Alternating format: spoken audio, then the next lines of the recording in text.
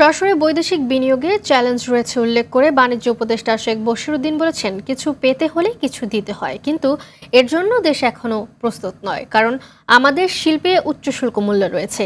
দুপুরে চট্টগ্রামে একটি সেমিনারে তিনি এসব কথা বলেন। এ সময় তিনি ব্যবসায়ীদের সেন্ট্রাল অ্যাপ্রোচে ভ্যাট ট্যাক্স বাড়ানোরও আহ্বান জানান। তিনি বলেন, সময় এসেছে একসঙ্গে কাজ করতে হবে। রাষ্ট্র ব্যবসায়ীদের ইনসেন্টিভ বেনিফিট দিচ্ছে, শিল্পের অগ্রগতির জন্য সাবসিডিয়ারি দিচ্ছে।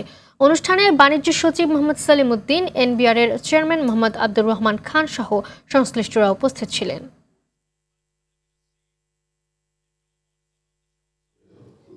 ইন্ডাস্ট্রিগুলোকে প্রোটেক্ট করার জন্য এগ্রিকালচারে যে পরিমাণ সাবসিডি দেওয়া হচ্ছে, 70 টাকা 80 টাকা সার কিনে 15 টাকা বিক্রি করতে হচ্ছে, পাওয়ার ট্যারিফে একটা সার্কুলার ডেট তৈরি হওয়ার মতো সিচুয়েশন তৈরি হয়েছে ফর অ্যাবসলিউটলি ইনঅ্যাপ্রোপ্রিয়েট ইনভেস্টমেন্ট।